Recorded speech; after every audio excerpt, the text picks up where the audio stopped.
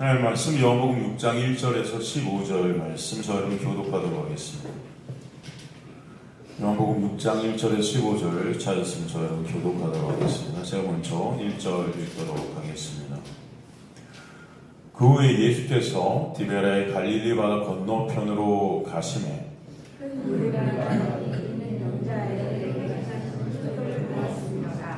예수께서 산에 오르사 제자들과 함께 거기 앉으시니 예수께서 눈을 들어 큰 무리가 자기에게로 오는 것을 보시고 빌립에게 이르시되 우리가 어디서 떡을 사서 이 사람들을 먹이겠느냐 하시니 이렇게 말씀하시는 일이 어떻게 하실지를 아시고 빌립을 시험하고자 하시니라.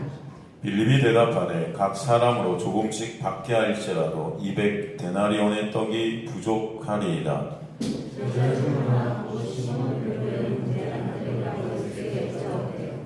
여기 한 아이가 있어 보리떡 5개와 물고기 2마리를 가지고 있나이다. 그러나 그것이 이 많은 사람에게 얼마나 되겠사옵나이까?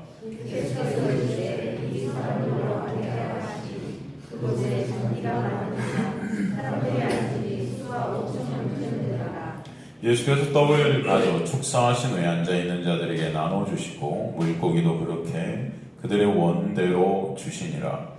그들이 배부른 후에 예수께서 제자들에게 이르시되 남은 조각을 거두고 버리는 것이 없게 하라 하시니라. 이에 거두니 보리떡 5개로 먹고 남은 조각이 12바구니에 찼더라. 그 사람들이 예수께서 하신 표적을 좋아하는데 이는 참 세상에 오실 그 선지자라 하더라. 함께 읽습니다. 그러므로 예수께서 그들이 와서 자기를 억지로 붙들어 임금으로 삼으려는 줄 아시고 다시 혼자 산으로 떠나가시니라. 아멘. 저번 시간에 우리 오병이어의 표적을 이제 시작했죠. 네 번째 표적입니다. 시작하면서 사실 오병이어의 표적을 나눌까 했었는데 사마리아인의 비유를 우리가 먼저 좀 살폈습니다. 그죠? 왜 그랬냐 하면은 죄된 인간들이 말씀을 볼 때 말씀을 자동적으로 다 인간이 행해야 될 어떤 것으로 말씀을 보고 있다는 것이죠. 그죠? 왜냐하면 이 죄된 인간이 다 율법 안에 갇혀 있기 때문에 우리 눈이 열리지 못하니까 죄 가운데 우리 눈이 어두워지고 닫혀져서 말씀을 다 어둠으로 보는 거예요. 어둠이니까. 그죠? 어둠이 누구죠? 어둠이 뭐죠? 성경에서 어둠을 얘기할 때 어둠이라는 거, 흑암이라는 건 다 율법 안에 갇혀있는 세상의 모습입니다. 그러니까 여러분이 예수의 놀라운 은혜가 없으면 성령께서 우리 안에 오시지 않으면 말씀을 자동적으로 우리는 뭐로 보냐? 율법으로 봐요. 율법으로 본다는 것은 내가 이것을 어떻게 해야 된다? 지켜야 될 것으로 본다는 거죠. 그러니까 오병이어의 표적 같은 것도 보통 99%의 설교들이 다 어린아이의 행함을 강조하고 있다는 것입니다. 그죠? 그 어린아이의 행함처럼 우리도 헌신하고 우리에 있는 것을 작은 것이지만 내놓을 때 12배나 더 많은 그런 열매를 맺게 하신다. 보통 이렇게 설교들을 해가고 있는 우리 교회의 모습들을 봅니다. 그렇지 않습니까, 여러분? 그러니까 많은 사람들이 거의 대부분이 오병이어의 표적을 갖다 읽으면서 다 이렇게 해석을 해요. 마찬가지로 사마리아인의 비유도 마찬가지 아니겠습니까? 보통 여러분 사마리아인의 비유를 갖다 들었을 때 여러분 어떻게 그걸 하죠? 그때 결론이 뭡니까? 한마디로 말하면 우리도 사마리아인처럼 행하자. 그렇잖아요. 그렇지만 그 사마리아인이 우리가 행할 수 있는 그런 사마리아인의 모습이었습니까? 아니죠. 사마리아인은 거기서 누구였어요? 그렇죠. 거기서 우린 누굽니까? 강도 만난 자임을 보여주신 거예요. 그래서 사마리아인인 그 진정한 우리 이웃 대신 예수 그리스도로만 우리는 살 수 있다는 것을 보게 된 것이 하나님의 말씀입니다. 그러니까 하나님의 말씀이 여러분에게 주어지게 되는 것은 거기서 누굴 보는 거예요? 예수를 알고 보라고 주신 것이지 여러분의 어떤 행함을 가지라고 주신 게 아니에요. 어차피 여러분은 행하지도 못하지만 그 행함도 여러분은 다 행한 것으로 자기 신들의 의의를 쌓고 있는 자들. 그래서 여러분을 부자라고 하는 것입니다. 다. 이해가 되시죠? 사마리아인의 비유 같은 것도 제가 주중에 그래서 요약을 해서 좀 짧게 설교를 다시 써서 올렸는데 여러분 한번 보셨습니까? 보셨어요? 자, 50% 이상 보셨으면 계속 올리고 50% 이하로 보셨으면 이제 안 올리려고 그래요. 왜냐면은 제가 그거 올리는데 한 4시간 정도 걸려요. 여러분, 그냥 감사함이 없는 것 같아요. 감사함이. 여러분, 제가 그냥 이렇게 시간이 남아서 하는 짓인 것 같이 이렇게 보이시는 것 같은데 한번 보죠. 50% 이상이 되나? 조사하면 뭐 하겠습니까? 괜히 했다가 안 되면 진짜 안 올려야 되잖아요. 아니, 농담이고요. 여러분 보세요. 보시고요. 한 번이라도 이렇게 보시면 도움이 되세요. 여러분이 여기 오시면 뭐 저희가 무슨 여러분 이곳은 정말 여러분이 제 소망은 항상 제가 말씀드린 말씀을 통해 예수를 보게 되고 알게 되고 여러분이 그분을 의존케 되면 그게 생명이에요. 그죠? 여러분 생명입니다. 진짜 여기서 여러분이 생명을 얻게 되시길 간절히 소망합니다. 말씀을 예수로 우리가 보게 된다. 얼마나 감사할까. 저는 가끔씩 이렇게 막 진짜로 와, 이 말씀을 예수로 못 볼 때 옛날 저의 모습들을 가끔 이게 상기시키면서 야, 굉장히 섬찟해요. 이렇게 그냥 내가 내 인생을 이렇게 지나가게 됐으면 참 얼마나 이 죽음 안에서 참 두려웠을까. 뭐 이런 생각들. 근데 예수 그리스도의 말씀을 통해 보게 되고 알게 되고 그분을 자꾸 바라보게 하시는 은혜 때문에 이제 점점 더 그분을 의존케 되는 역사 가운데 생명이 뭔지를 보게 되니까 감사한 거죠. 여러분 그것밖에 없습니다. 결국 여러분 시간이 지나서 우리의 몸, 우리의 육이 다 이제 꺼져갈 때는 진짜 생명이신 예수 그리스도의 놀라운 은혜가 아니면 우리는 가망 없는 자임을 알게 되거든요. 근데 그때는 여러분이 알고 싶다고 하는 게 아니에요. 하나님의 은혜가 아니에요. 지금부터 그분을 알아가시게 되는 역사가 있게 되기를 간절히 소망합니다. 그래서 여러분이 이곳으로 부르신 거예요. 너무 감사하죠. 오늘도 그래서 사실 이 오병의 표적을 통해서 우리는 하나님의 놀라운 은혜를 보는 것입니다. 진짜 성경은 다 예수 그리스도거든요. 그래서 오늘 본문으로 이제 들어가면 1절에 보면 예수께서 지금 어디로 가신다고 나오냐면은 1절 한번 볼까요? 그 후에 예수께서 디베랴의 갈릴리 바다 건너편으로 가시매. 그죠? 디베랴의 갈릴리 바다 건너편. 이게 여러분 디베랴는요 갈릴리 서쪽에 위치한 도시였습니다. 서쪽에. 그 건너편으로 가신다는 것은 갈릴리 바다 동편으로 가신다는 거죠. 서쪽에 위치하니까 그걸 건너. 그죠? 이 동편이 어디냐면은 지정학적으로 광야예요. 광야. 그래서 마태복음이나 마가복음, 누가복음에 보면은 이 지금 사복음서 전체가 다 오병이의 표적을 기록하고 있거든요. 거기서는 어떻게 표현했냐면은 빈들에 가시니 이렇게 돼 있어요. 그다음에 마가복음에도 보면 이곳은 빈들이요. 누가복음에도 보면 여기는 빈들이요. 이렇게 돼 있어요. 그러니까 그 예수께서 지금 빈들로 가셨다. 이 빈들이 에레모스거든요. 헬라어 에레모스. 에레모스가 뭐예요? 광야예요. 광야로 가신 것입니다. 그러니까 주님은 지금 광야로 이동하셔요. 그리고 그 주님을 따라서 많은 이스라엘 백성들이 광야로 따라가고 있어요. 이해가 되십니까? 이 그림을 한번 이게 한번 생각해 보세요.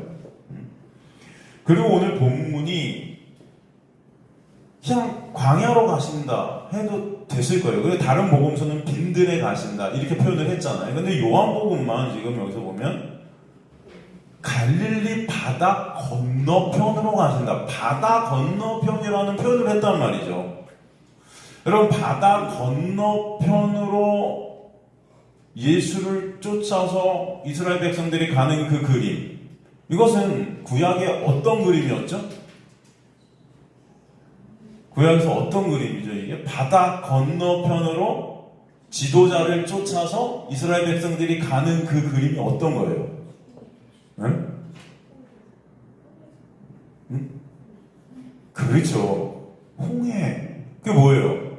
출애굽이죠. 누굴 쫓아가죠?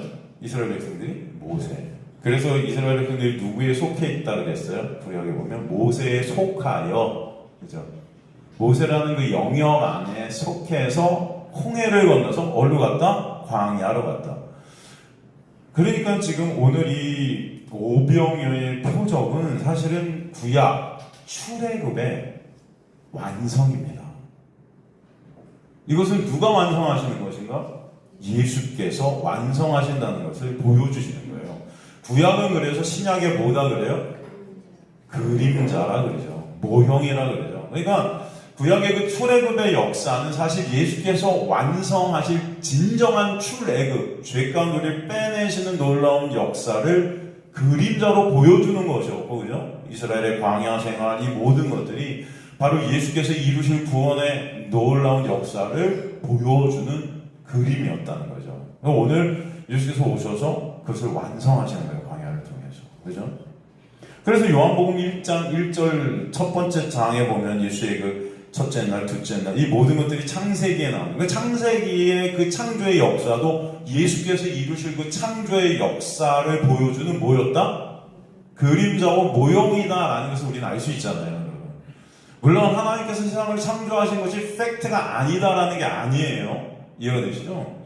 이스라엘 백성들이 애굽에서 홍해를 건너서 광야로 간 게 팩트가 아니라는 게 아시면 그게 진짜 있었던 일이죠. 하지만 그것을 통해서 우리는 이제 예수께서 이루실 것을 보게 하시기 위한 그런 그림자로 그것을 다 주님께서 세팅하셨다는 것을 알 수 있다. 하나님의 놀라운 구원의 계획과 서정 안에 다 그 주권 아래 인간들은 들어있다. 그것을 볼 수 있어요, 여러분. 그죠? 너무나 감사하죠. 하나님의 은혜가 아니면 우리는 가망이 없지만 하나님께서 그 은혜 가운데 우리를 그렇게 끌고 가시는 거죠. 그래서 여러분에게 구원이라는 게 있다는 것을 보게 하시는 것입니다. 그게 감사한 거예요. 여러분이 구원을 이룰 수 없기 때문에. 그죠?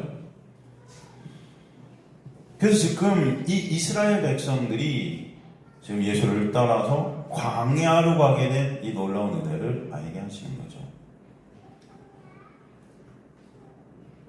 광야에서 그리고 이스라엘 백성들을 살게 하시려고 하늘로부터 내려주신 것이 뭡니까? 만나죠. 만나요. 그죠? 그렇기 때문에 지금 오병이어의 사건 가운데 바로 이것이 광야에서 그들을 살게 한 그 만나 사건의 또 완성이라는 것을 보게 하죠. 그죠? 그래서 보리떡 5개. 그죠? 떡. 만나가 그런 거 아닙니까? 양식, 떡, 물고기 2마리. 그럼 구약에서 하나님께서 그들에게 만나를 주신 이유가 뭐라고 그러죠? 만나를 주신 이유가 사람이 떡으로만 살 것이 아니요 하나님의 말씀으로 사는 것을 알게 하시려고. 그죠? 하나님의 말씀이 사실 누구죠? 예수죠. 그 구약의 만나는 사실 누구예요? 예수이죠. 그죠? 근데 그 만나의 뜻이 뭐라고 그랬습니까? 이게 뭐야? 하찮게 여기는 거죠. 그 만나가 아니면 그들은 살 수 없었습니다. 그죠? 그래서 매일 그 만나를 하나님께서 은혜로 하늘로부터 공급을 해주셔서 그들을 살게 하셨는데도 불구하고 그들은 불평, 불만이 계속 터져 나오죠. 이게 뭐야? 맨날 예수? 맨날 십자가? 그 강의하는 교회라고 그랬어요. 교회에서 우리에게 부어주셔서 우리가 먹게 되는 것은 무엇이어야 되는 거죠? 예수여야 되고 십자가여야 되는데 이게 뭐야? 불평, 불만이 터져 나와요. 인간들은 이 죄된 인간들은 이 은혜를 원치 않는 것입니다. 그래서 만나는요, 여러분 예수를 갖다 우리에게 보여주지만 사실은 첫 번째로 만나를 통해서 우리에게 보여주시는 건 만나가 어떤 역할을 하는지를 보게 하세요. 만나는 어떤 역할을 먼저 했죠? 율법의 역할을 했다. 그죠? 그러니까 말씀이 육신이 되신 예수가 사실 말씀, 이 로고스, 이 율법의 역할을 우리에게 먼저 하죠. 그러니까 만나를 통해서 인간들은 광야에서 자신들의 실존이 발각나는 거예요. 그래서 만나를 통해서 하나님께서는 많은 명령들을 하셨어요. 예를 들어서 안식일에는 절대로 만나를 먹으면 안 된다라든가, 그죠? 하루치만 걷어야 되는데 그렇지 않으면 만나가 어떻게 됐어요? 벌레가 품게 되고 악취가 나게 죽음을 갖다 우리에게 보여주죠. 그러니까 하나님의 말씀을 지키지 않는 우리 인간의 모습은 다 죽음으로 갈 수밖에 없다는 것을 우리에게 보여주는 거. 그게 율법의 역할이었다는 것입니다. 그러니까 만나를 통해서 먼저 우리에게 하나님께서는 율법을 만나로 주심으로 우리 인간들의 실존이 광야에서 발각나는 것입니다. 여러분, 그래서 우리가 교회에 와서도 마찬가지예요. 광야 교회에서 우리가 말씀을 통해서 먼저 성령이 우리 안에 오시면 말씀을 통해서 보여주신 우리의 실존의 자각입니다. 이거 얼마나 죄인인지 알게 하시는 거죠. 그렇지 않습니까? 그래서 만나는 사실은 생명인데 그 전에 우리의 실존을 까발리는 율법의 역할을 하는 거죠. 그런 우리를 갖다가 사실은 예수로 십자가에 못 박게 하시는 거잖아요. 그러니까 예수 안에 사실은 이 율법의 완성이 들어있는 것입니다. 그래서 예수로만 우리에게 생명이 되게 하시는 거죠. 그러니까 만나라는 것은 율법과 은혜, 죽음과 생명이 이 안에 포함되어 있다. 바로 예수의 십자가가 심판과 구원이 있는 자리잖아요. 그죠? 예수의 십자가에 놀라운 은혜가 안 받아들여지게 되면 우리는 죽음이에요. 하지만 그 은혜로만 우리는 살 수 있죠. 이게 만나의 역할이었다는 거죠. 그래서 똑같이 이 광야의 만나를 통해서 우리의 모습을 보게 하시고, 그럼에도 불구하고 그 만나, 이 생명이신 예수가 아니면 안 된 우리의 모습 속에서 그 예수를 바라보게 하시기 위함이었던 것이 만나다. 그래서 예수께서 나중에 뭐라고 그러세요? 사실 이 만나가 누구라고 그러십니까? 이 떡이 누구라고 그러세요? 내가 바로 생명의 떡이다 그러시는 거죠. 그렇기 때문에 지금 오병이어에서도 여러분 이 만나 대신 예수 그리스도의 놀라운 은혜로만 그들이 살 수 있다는 것을 보게 하시기 위해서 지금 오병이어의 표적을 일으켜주신 거예요. 그 오병이어의 표적이라는 자체, 세메이온이 사실은 뭐예요? 십자가를 보게 하기 위한 거잖아요. 그죠? 가리킨다는 뜻이잖아요. 셈이에요. 사인. 그래서 주님께서는 이들을 광야로 불러내셔서 예수 그리스도의 은혜가 아니면 안 되는 것을 보게 하시는데, 그 과정 속에서 그들의 그 1세대의 육이라는 것을 죽이신다는 것은 율법을 통해 내가 죽을 자라는 것을 깨닫게 자기 부인이 있게 하시는 자리로 가게 하시겠다는 거죠. 그리고 2세대로 광야를 통과해서 가나안에 들어가게 되는 역사, 바로 우리 안에 오신 성령으로 인해서 있게 되는, 여호수아를 쫓아 다시 가나안으로 들어가게 되는 그 놀라운 은혜가 있게 하시죠. 그래서 구약의 광야에 만나는 두 역할을 했다라는 것을 보여주시는 것입니다. 그리고 4절에 보니까 때는 마치 6월절이라, 그죠? 수많은 디아스포라 인파가 다 결집이 된 큰 무리가 예수를 따랐던 것을 볼 수 있죠. 그래서 이 6월절이라는 것을 여기서 또 써주신 것은 바로 이 오병이어의 사건이 6월절과 연관되어 있다. 여러분 6월절은 뭡니까? 6월절의 주인공은 누구죠? 사실 어린 양이죠. 이스라엘 백성들이 6월 패스오버, 그 죽음을 통과해서 광야로 빠져나오게 된 것은 무엇 때문이에요? 어린 양의 희생 때문이에요. 어린 양이 죽어서 그 피로 문서적 물방에 바로 그 안에 있는 자가 살게 하시는 역사죠, 여러분. 그래서 6월절 어린 양이 바로 생명의 떡 대신 예수 그리스도시고, 그 생명의 떡 이야기가 바로 오병이어의 표적이다 라는 것을 또 보여주셨다. 그리고 주님은 5절에서 그런 무리를 눈을 들어 보시는 주님의 모습이 그려지죠. 5절 보니까 예수께서 눈을 들어 큰 무리가 자기에게로 오는 것을 보시고 빌립에게 이르시되 우리가 어디서 떡을 사서 이 사람들을 먹이겠느냐. 그래서 눈을 들어라는 헬라어 에파리스운투스 오브달무스라는 이 헬라어는 예수의 그 관심을 갖다 강조할 때 쓴 표현이었습니다. 예수께서는 그들의 영혼을 아주 관심 깊이 바라보고 계셨다는 거예요. 이 표현이 요한복음 4장 35절에도 나오는데 너희 눈을 들어 밭을 보라 기어져 추수하게 되었도다. 주님은 인간들의 영혼을 바라보고 계셨다. 그런 주님의 마음이 어떤 마음이었는가 보면 다른 공관국에서 보면 마태복음 6장 34절에 어떻게 표현이 되어 있는가. 예수께 나오는 큰 무리를 보시며 그 목자 없는 양 같음으로 인하여 어떻게 하셨다? 불쌍히 여기사. 그죠? 여러분 이 불쌍히 여기사 이 단어도 우리가 저번 주에 살폈지만 이 스플랑크조마이라는 이 불쌍히 여기사라는 단어 앞에 항상 보시고 불쌍히 이게 같이 나왔어요. 근데 이 단어는 누구에게만 쓰였던 단어다? 예수에게만 쓰였던 단어였는데 저번 시간에 우리가 사마리아인의 비유를 보면서 거기서 누가 이 단어를 똑같이 썼죠? 사마리아인이 강도 만난 자를 보고 불쌍히 여겨. 그래서 제가 말씀드리는 게 이 보시고 불쌍히 여겼다는 이 구절은 사실 신약에서 다 예수만 쓰셨던 단어인데 사마리아인이 그 단어를 썼다는 자체가 또 예수가 바로 사마리아인으로 오셨다는 걸 우리에게 보여주셨다. 그죠? 우리 말씀을 통해 그것을 정확히 볼 수 있다는 거예요. 그러니까 우리가 사마리아인이 되자, 사마리아인처럼 살자, 이게 될 수가 없는 거예요, 사실은 해석이. 우리는 사마리아인이신 예수 그리스도의 은혜로만 살 수 있다는 것을 알게 하시는 거죠. 마찬가지로 오늘 본문도 마찬가지예요. 그 예수가 생명의 떡이 되신 것입니다. 그래서 우리에게 먹여지시는 거예요. 그죠? 그래서 불쌍히 보시고. 그러니까 예수는 그들을 불쌍히 여기심으로 그들을 구원하시는 것입니다. 여러분, 우리 어떠함이 아니고 하나님의 우리를 향한 불쌍히 여기시는 그 마음으로 우리는 구원받게 돼요. 그 은혜로.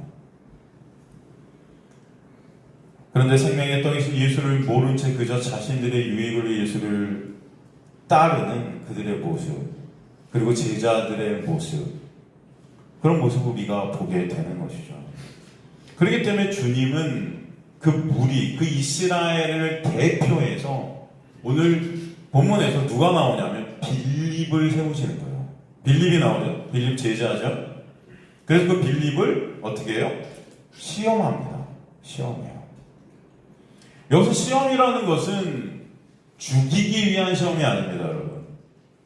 여러분 보통 우리가 시험할 때 물론 시험을 보면은 떨어지면 합격을 못하면 그것은 실패죠.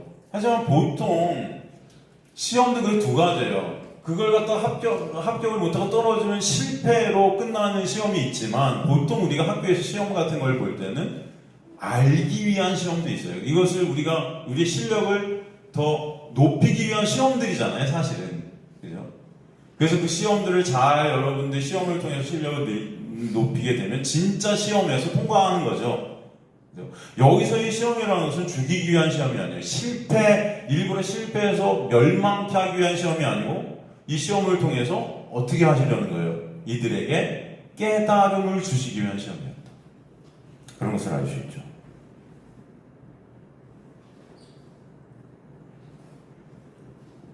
그래서 이 질문을 갖다 5절에서 하시는 거예요. 뭐라고 하세요? 요한복음 6장 5절 보면 예수께서 눈을 들어 큰 무리가 자기로 오는 것을 보시고 빌립에게 이르되 우리가 어디서 떡을 사서 이 사람들을 먹이겠느냐? 그죠? 여기서 우리가 이렇게 되어 있는데 헬라어에는 이게 빠져 있습니다. 가로 이렇게 쳐주세요. 없습니다. 그리고 우리가 여기서 봐야 될 것은 여러분, 주님께서는 이 질문이 참 재밌는 질문을 하세요. 우리가 보통 어디서 떡을 사서 이 사람을 먹이느냐? 보다는 어떤 질문이 상식적으로 더 맞는 질문일까요?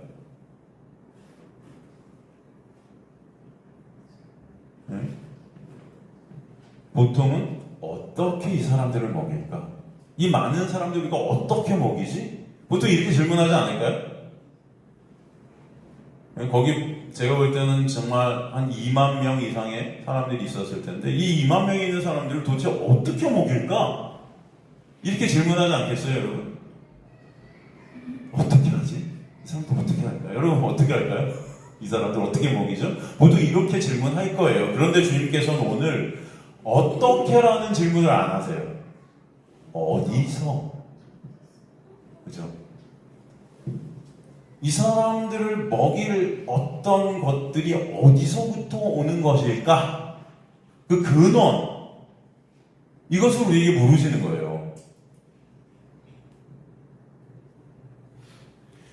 그 말은 어떻게 이 사람들을 먹일지, 어떻게 그 많은 음식들을 준비할지는 걱정하지 말라는 것입니다. 이미 다 끝났다. 그런데 그것이 어디서부터 오는 것일까? 그것을 알라는 것입니다. 이해가 되십니까, 여러분? 모든 것들은 다 주님께서 끝내셨어요. 다 마련해 주셨어요. 근데 문제는 그것을 아는가 모르는가가 문제죠. 그렇지 않겠어요, 여러분? 그래서 어떻게가 아닌 어디서를 질문하시는데 그 주님의 질문에 빌립이 뭐라고 답합니까? 빌립은 예수님의 질문에 대한 답을 하지 못하죠. 그죠? 그리고 자신이 주체가 돼 스스로 문제를 해결해 놓는 그런 대답을 내놓는 것을 볼 수 있어요. 6절에 뭐라고 그러죠? 이렇게 말씀하시면 친히 어떻게 하실지를 아시고 빌립을 시험하시고자 하십니다. 7절 빌립이 대답하되 각 사람으로 조금씩 받게 할지라도 200데나리온의 떡이 부족하리이다. 그죠? 200데나리온은 지금 돈은 한 2,400만 원 정도. 2,400만 원 정도의 돈이 있어도 이 사람들 다 먹일 수 없습니다. 세상적인 눈으로 볼 때는 아주 현명한 대답입니다. 상식적인 대답이에요. 맞죠, 여러분? 그러나 이것은 예수가 누군지를 알지 못하는, 여전히 내 힘과 내 노력으로 스스로의 힘으로 문제를 해결하려는 우리의 모습을 대표하고 있는 빌립의 모습을 보게 되는 거죠. 주님께서 원하시는 대답은 분명 어떻게가 아니고 어디서예요. 그는 여전히 어떻게에 집중하고 있어요. 모든 해결은 예수로부터 온다는 것을 그는 모르는 것입니다. 그죠? 내가 어떻게 해야 될까? 여전히 인간들은 그 나에 집중하고 있는 거예요. 이것이 바로 하나님의 은혜를 모르는 우리의 모습이라는 것을 보게 하십니다. 이 구원의 은혜가 어디서부터 오는 것인가? 이것이 중요한 것입니다. 하나님의 은혜 안에 있게 된 자들은 이 인생 가운데 어떻게의 자리에서 어디서의 자리로 우리가 옮겨지게 되는 역사가 있게 하세요. 어떻게 해서 우리는 어디서를 보는 자들이 될 거예요. 어떻게라는 것은 이미 예수께서 다 이루셨음을 아는 자들이 돼. 그것이 예수로부터 오게 됨을 보는 자들로 바뀌는 것입니다. 내가 어떻게 믿음을 가질까가 아니라 그 믿음이 어디서부터 나에게로 온 것인가를 아는 삶. 이게 신앙 여정이라는 거예요. 이해되십니까, 여러분? 여러분은 믿음을 가질 수 없는 자들이기 때문이에요. 그래서 어떻게 내가가 될 수 없어요. 어디서 이 믿음이 나한테 온 것인가가 중요한 것입니다. 누가 여러분에게 그 믿음을 선물로 주세요? 예수께서, 성령께서. 그래서 그것에 감사하게 되는 것이죠. 이와 같은 하나님의 은혜를 아는 자들의 대답일 것입니다. 어디서 이것을 구할까? 당연히 하나님의 은혜를 깨닫는 자들은 주님께서 이것을 우리에게 주실 줄 알게 되는 거죠. 그래서 성도는 하나님의 놀라운 은혜가 임할 때 그 예수라는 그 은혜의 본체이신 그분께 집중하게 되는 것입니다. 이것이 다 그분께로부터 왔구나. 이 빌립의 생각은 당시 모든 이스라엘, 이 제자들을 대표하는 생각이에요.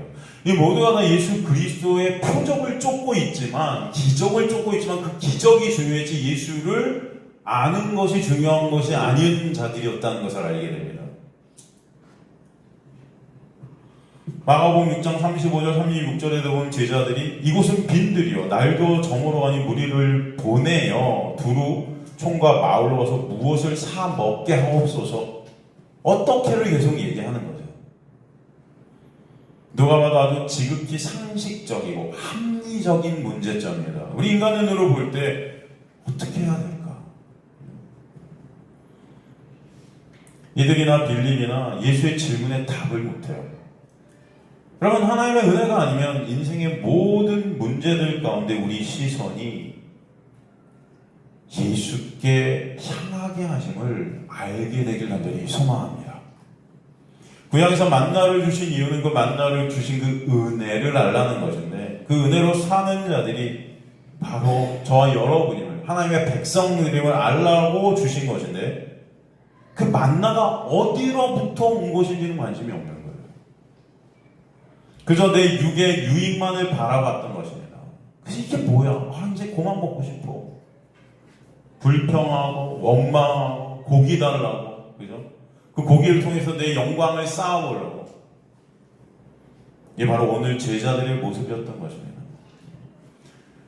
그나마도 예수의 질문에 조금이라도 근접한 대답을 내놓은 제자가 나섰는데, 시몬 베드로의 형제 누구죠? 안드레였어요. 안드레가 그래서 떡을 어디서 사야 되겠냐는 질문에 한 아이에게서로 대답을 해요. 그런데 질문에 대한 답을 내놓았지만 여전히 그것은 인간의 육안에 묶여있는 대답이었던 것을 볼 수 있습니다. 그의 대답은 예수님의 질문이 사실은 말도 안 된다는 거였어요. 그죠? 예수님 그렇게 말씀하시는 건데 그 말도 안 되는 질문을 하시는 거예요. 지금 이 시간에 도대체 어디서 그 많은 사람을 위한 음식을 구하겠냐는 거예요. 고작야 이런 어린아이가 싸운 도시락이 다라는 것입니다. 그러게 그는 그 아이를 데려오고서도 그것이 많은 사람에게 얼마나 되겠사옵나이까. 그죠? 의심하는 거예요. 안 된다는 거예요. 주님 이거밖에 없어요 하고 그것을 실증해 보이려고 데려온 거죠. 이거밖에 없어요. 근데 이걸 뭘 하시려고요 도대체? 뭘 하려고요? 안 돼요. 불가능함을 설명하고 있었던 거죠. 안드레는 빌립보다도 나아가 예수님의 질문 자체가 말이 안 됨을 설명하고 있었어요. 그들 모두 예수가 누군지를 안다 모른다? 모른다. 이게 문제인 겁니다. 빌립은 필요한 떡과 양을 분석해서 말해주고 안드레는 가지고 있던 떡의 양을 설명해주고 그 둘을 통해 예수님의 질문 자체가 말이 안 됨을 아주 상식적이고 과학적으로 잘 설명해줘요. 그죠? 똑똑하죠? 여러분. 인간들이 참 똑똑해요. 근데 이것이 여러분 예수를 무시하는 것입니다. 밤에 보면 똑똑한 인간들이 그래서 예수를 무시해요. 그죠? 다 지들이 하나님인 거예요. 지들이. 예수보다 다 잘났어요. 그죠? 여러분 이들의 이 대답을 보면서 구약의 어떤 사건을 우리가 보게 됩니까? 구약에서 이들의 이 대답 속에서 구약의 어떤 사건을 여러분들 생각나세요 혹시? 네? 아주 구약에서 상식적인 대답을 내놓은 자들이 있었고 인간의 눈으로 볼 때는 말도 안 되는 대답을 내놓은 자들이 있었어요. 이게 어떤 사건이냐면 여러분 구약에서 광야 이스라엘 백성들을 대표해서 가나안을 정탐하고 돌아온 사건이 있었어요. 그죠? 그 12지파의 대표들이 가고 가나안을 정탐하고 돌아오잖아요. 그 많은 사람들이 그죠? 2명 빼고 모두가 아주 정확하고 과학적인 대답을 내놓죠. 인간적인 눈으로 볼 때는 아주 정확하고 상식적인 대답을 하나요. 그러니까 가나안 족속은 이스라엘과는 상대도 안 되게 막강한 세력이라는 것입니다. 우리는 들어가면은 100% 실패한다. 안 된다. 그런데 두 명만 딴 대답을 내놓죠. 누구예요? 여호수아와 갈렙이죠. 여호수아 갈렙이 뭐라 그래요? 그들이 우리의 밥이라 그래요. 그래서 여러분, 사람들이 돌로 여호수아 갈렙을 치료합니다. 미친놈 하면서 우리를 다 죽이려고 하는 거 아니에요, 여러분. 인간의 생각으로 볼 때는 이 둘의 대답이 말도 안 되는 비상식적인 허황된 거짓 같은 대답인데, 여러분, 그런데 하나님은 누굴 인정하죠? 여호수아와 갈렙을 인정하죠. 그러니까 결국은 여호수아와 갈렙이 들어가게 되는 거예요. 그죠? 오히려 정확한, 인간적으로 볼 때 상식적이고 과학적인 대답을 내놓은 나머지 지파들의 그들의 모습을 다 불신앙, 믿음 없음으로 하나님은 다 간주해버립니다. 여러분, 여호수아와 갈렙과 이 나머지 이 많은 정확하고 상식적이라고 보이는 이 대답을 내놓은 사람과의 차이가 뭐죠? 왜 이런 대답을 내놓았을까요? 왜 여호수아와 갈렙과 이들의 대답의 차이는 어디서부터 온 겁니까? 네? 뭐 때문에 이런 차이가 있는 거죠? 뭐 때문에? 여러분이 한번 여호수아 갈렙이라고 생각해 보시고, 이 반은 여호수아 갈렙, 반은 나머지. 나는 왜 그러면 이런 대답을 내놓을 수 있었을까? 여호수아 갈렙 같은 대답을 어떻게 난 내놓을 수 있을까? 저들이 우리의 밥이면. 근데 우리 눈으로 볼 때는 상대가 안 돼요. 이것은 어디서 오는가? 알매서 온다. 알매서 온다. 누구를 아는 거예요? 그저 하나님을 알고 모른다. 그 차이예요. 그래서 여러분, 예수께서 뭐라고요? 영생은 유일하신 참 하나님과 그가 보내신 자 예수 그리스도를 어떻게 하는 거다? 아는 것이다. 그 알매서 오는 거예요. 그죠? 그 알매의 부재가 문제인 것입니다. 불순종으로 간주하는 그들의 문제는 하나님을 알았다 몰랐다? 몰랐다. 하나님은 약속을 스스로 이루시는 하나님이심을 그들은 몰랐어요. 그들이 어떤 조건과 그들이 어떤 형편을 따라서 이루시는 것이 아니고, 하나님의 약속은 누가 이루신다? 하나님 홀로 이루신다. 그걸 몰랐던 거예요. 그러니까 그들은 다 우리의 어떠함을 보고 있는 거죠. 우리의 어떤 상황, 우리의 어떤 모습을 보고 있는 거죠. 근데 여호수아와 갈렙은 뭘 봤어요? 그 하나님을 안 거예요. 아, 하나님은 이 구원이라는 것을, 이김이라는 것을 우리의 어떠함으로 이루시는 것이 아니고 홀로 스스로 그것을 역사에서 이루시는구나. 그런 분이 바로 신실하신 하나님이시구나 라는 것을 그들은 알았던 거죠. 이해가 되십니까, 여러분? 이들의 모습을 통해서 우리에게 하나님께서는 이미 구원의 방법을 우리에게 설명해 주셨던 거예요. 여러분, 상식적으로 볼 때 예수님 당시에도 예수께서 누구를 데리고 가나안이라는 천국을 데리고 들어간다 그러세요. 예수께서 이 바리새인이 아니고 내가 세리 창녀들을 데리고 천국에 갈 거야. 상식적으로 말이 돼요? 인간의 상식으로 볼 때 여러분, 어떤 자가 천국에 가야 이게 맞는 거예요. 상식적으로, 과학적으로. 하나님의 말씀을 잘 지킨다고 여기었던 바리새인, 종교학자들, 율법학자들, 지금으로부터 목사님들이죠. 교회에. 사람들이, 성도들 생각할 때 우리 목사님들이 먼저 천국에 갈 것 같잖아요, 여러분. 근데 예수께서 뭐라고 그래? 아니, 니네 아니고 이 세리, 이 창녀, 인간의 눈으로 볼 때 절대 가나안이라는 그 천국에 들어갈 수 있어요, 없어요? 없어 보이죠. 이 여호수아와 갈렙이 지금 이 대답을 하는 거예요. 이 창녀와 세리가 갈 거예요, 거기. 인간들은 미쳤어. 돌로 쳐 죽이려고 하는 거죠. 무슨 말도 안 되는, 너 하나님 모독하는 거지. 거룩하신 하나님을 모독하는 거지.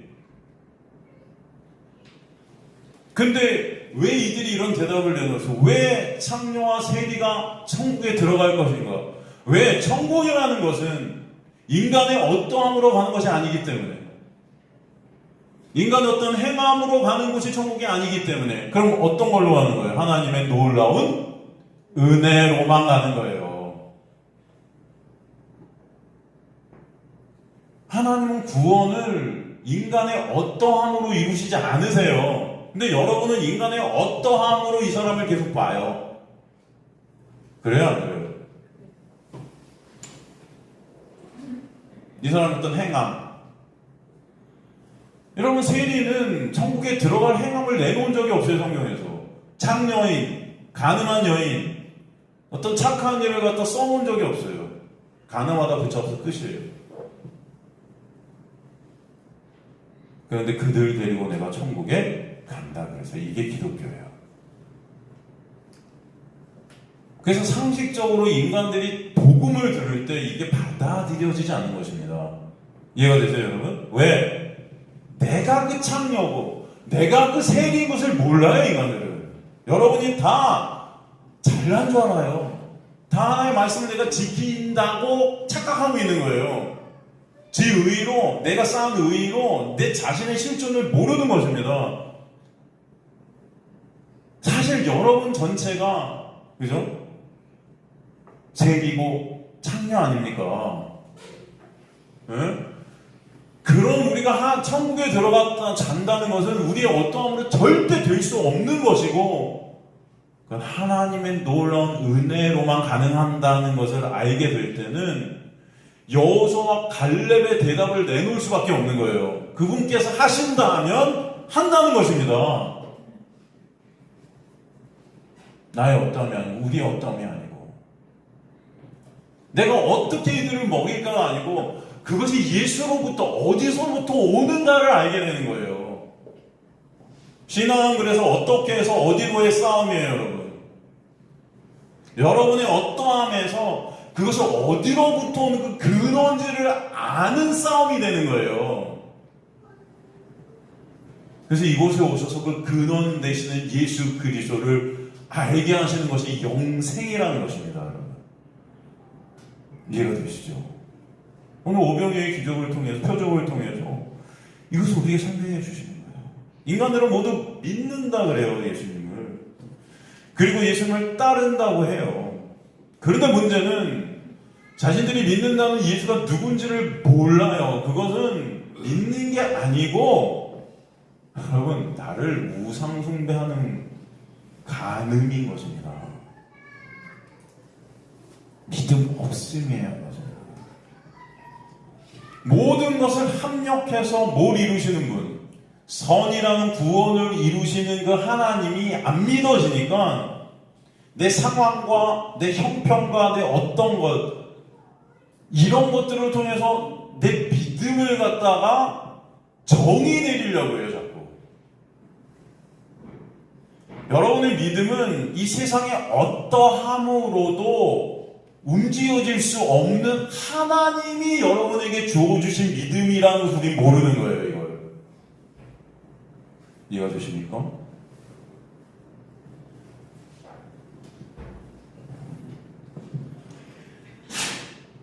하나님은요, 여러분의 모든 것들을 통해 하나님의 택한 백성들의 삶 가운데 구원이라는 하나님의 놀라운 은혜의 자리로 끌고 가자. 이것이 하나님의 은혜임을 깨닫게 하시는 거예요. 그게 신앙 생활입니다. 근데 우리는 그저 내 육에 먹고 사는 것에만 관심이 있는 거예요. 내 육의 편함, 내 육의 고통, 그죠? 그러니까 힘들 때 그저 그런 나라는 육을 도와줄 그 신이 신으로 여겨지는 거죠.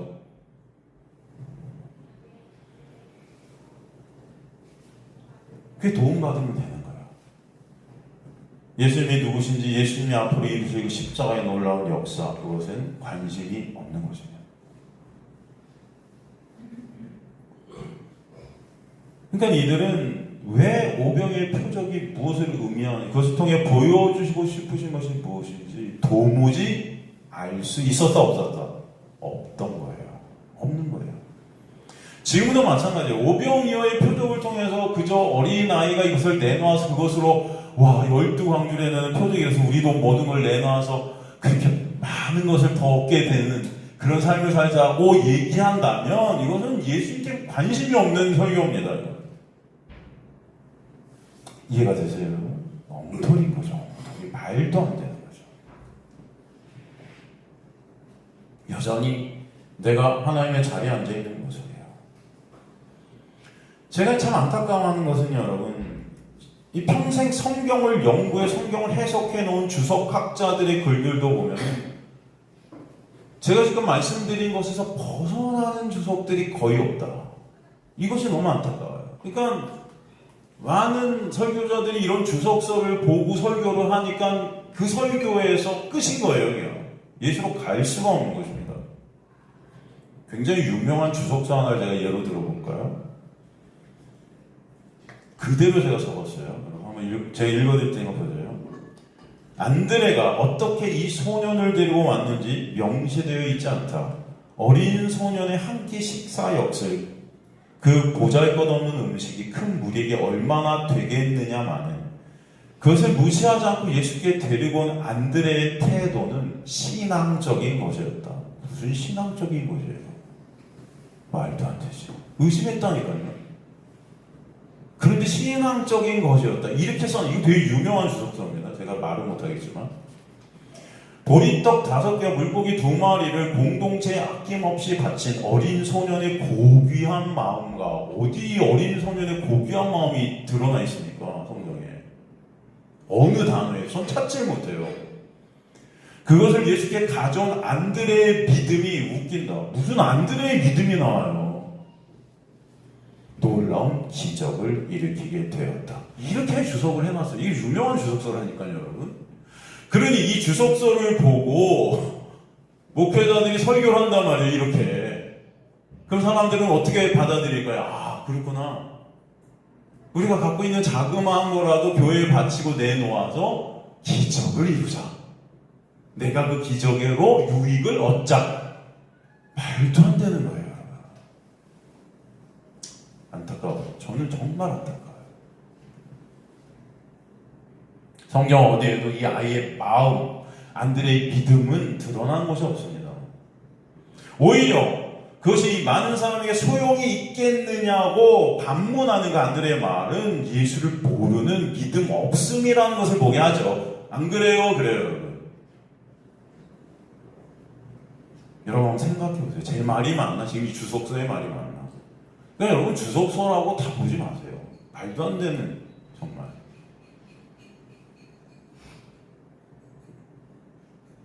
이들의 행함이 기적을 낳았으니까 결국 우리도 이렇게 작은 것도 주님께 바쳐서 12배 더 큰 것으로 주신다는 설교들. 여러분 이런 것들은 다 가짜입니다. 진정 하나님의 기적이라는 것은요, 여러분,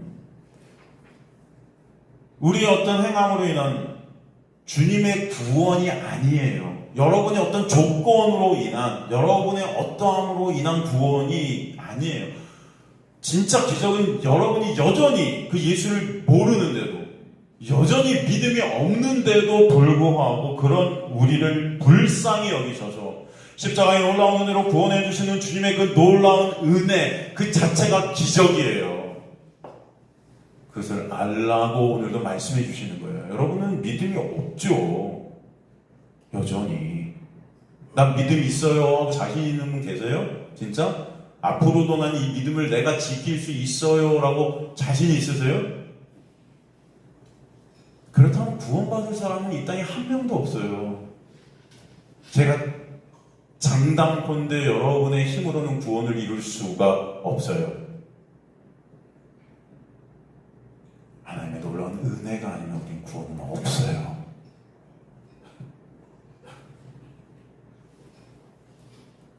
정말 기적 중에 기적은 그런 죽어있는 우리를 살리시는 하나님의 역사임을 아시기 간절히 소망합니다. 그러게 오병이의 사건은 분명 기적이라 안 하고 표적이라 하는 것입니다. 표적을 통해서 누굴 보는 거예요?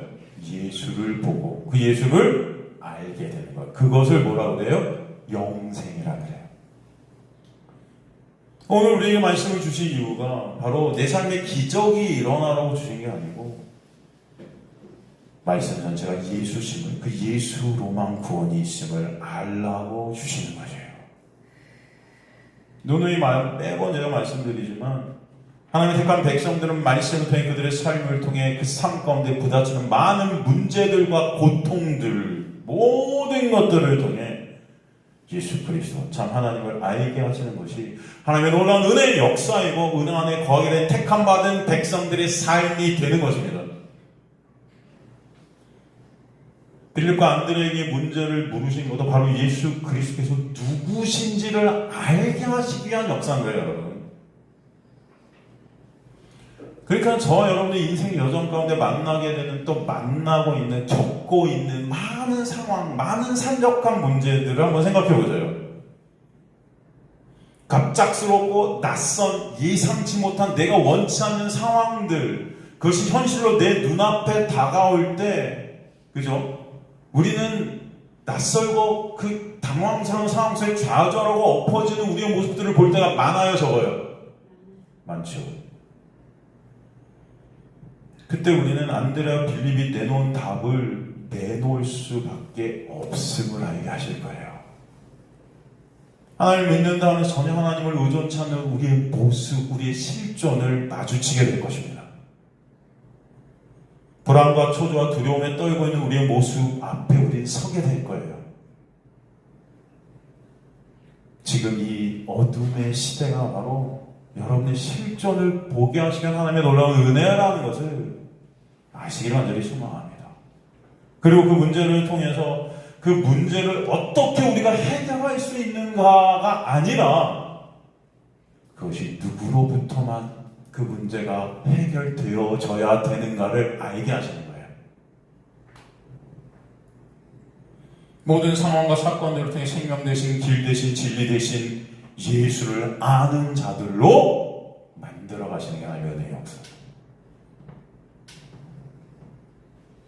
당신의 택한 백성들에게 있게 되는 시험들, 문제들은 다 예수를 더 알게 하시는 게 합니다. 그러면 저는 중국을 한 3번 정도 간 적이 있어요. 제가 중국을 3번 정도 갔는데 다 가서 뭐 했겠습니까? 제가 말씀 전하러 갔어요. 중국에는 여러분 삼자교회라는 데가 있어요. 삼자교회가 뭔지 아세요? 중국은 18세, 18세까지 종교의 자유가 없습니다. 왜? 그 집권하는 당이 어디예요? 공산당이에요. 그죠? 그 공산당이 집권했을 때는 종교의 자유를 가지고 18세가 왜? 모든 사람들이 18세까지 뭐 그런 게 형성이 되거든요. 어떤 인격들이 형성이 되면서 종교의 자유를 허락하지 않고 그때부터는 형식적으로 종교의 자유를 허락하는 척해요.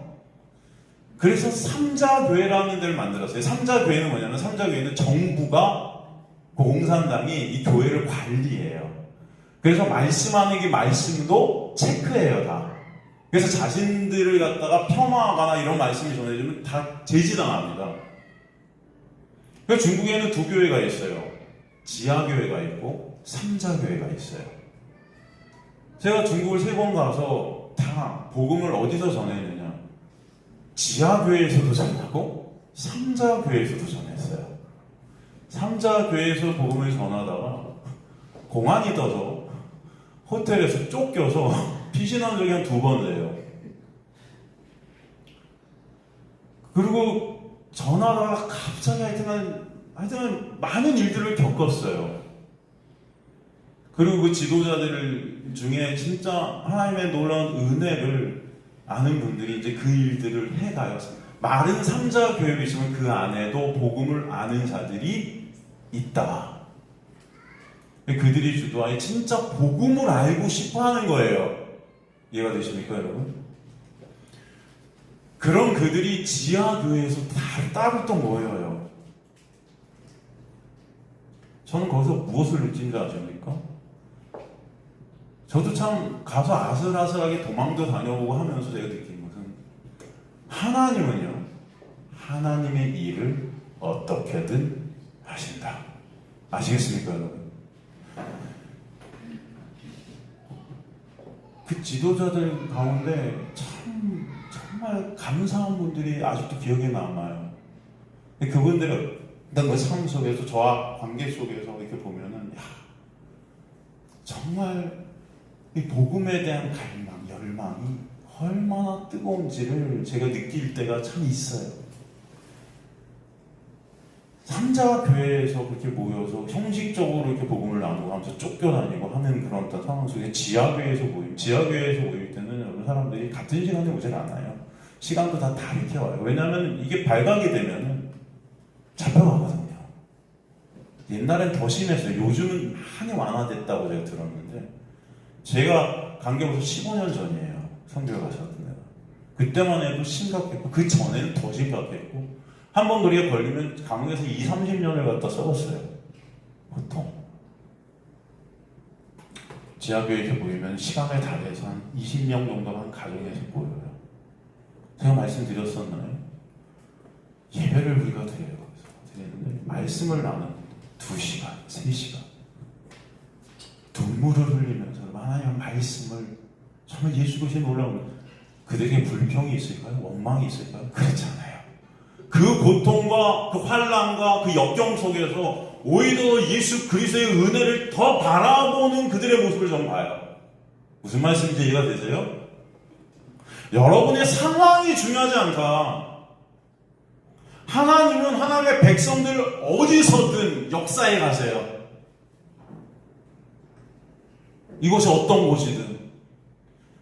저와 여러분이 중요한 것은 진짜 예수 그리스도를 내가 바라보고 있는 거예요. 그분의 놀라운 은혜가 여러분을 끌고 간다는 거예요. 그들은 나가서 누굴 전할까요? 어디서든. 여러분 중국에서는 거리에서 전도지를 나눠주고 예수를 전하면 잡혀갑니다. 잡혀가요.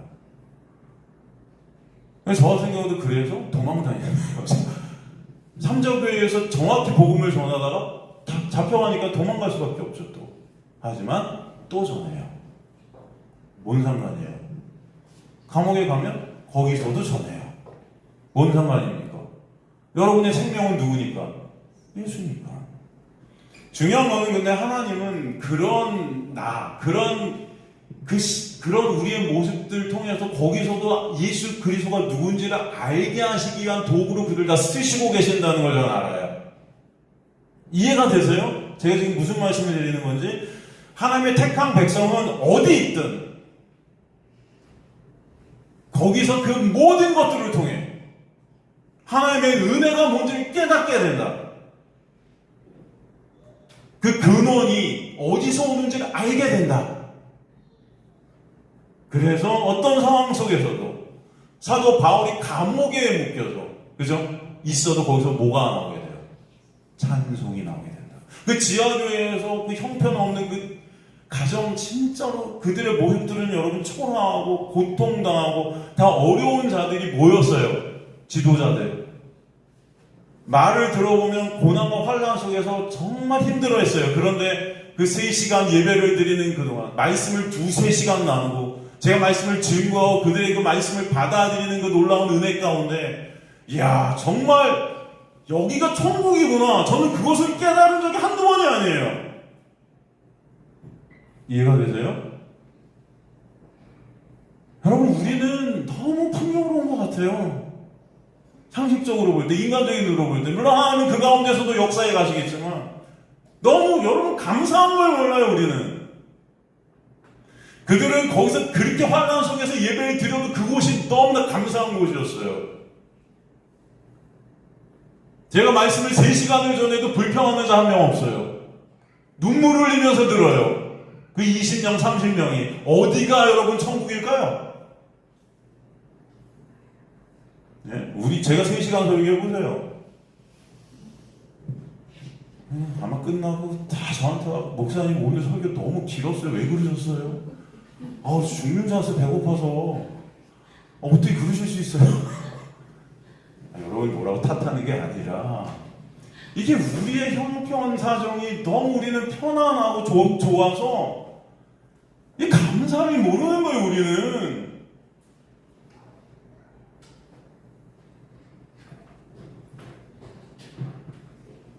그렇다고 또 우리도 중국같이 공사 나가면 좋겠다. 참, 제가 그런 말씀 드리는 거 아닌 거 아시죠? 여러분, 저는 여러분이 어떤 상황 속에서도 예수 그리스도가 증거되길 간절히 소망합니다. 이곳이 여러분의 그 증거권을 여러분이 감옥에 간다 해도 거기서도 누가 증거된다? 예수가. 사도 바울이 감옥에 가도 로마 황제 앞에 섰어도 누구 증거했어요? 예수 증거했어요. 왜? 예수만 여러분에겐 생명이에요. 아시겠습니까? 그것이 우리의 삶의 이유다. 예수의 은혜를 여러분이 알게 되는 것. 어떤 상황 속에서도 그런 저와 여러분 되시길 간절히 소망하는 것입니다. 누구에게 우리가 시선이 가야 되는가?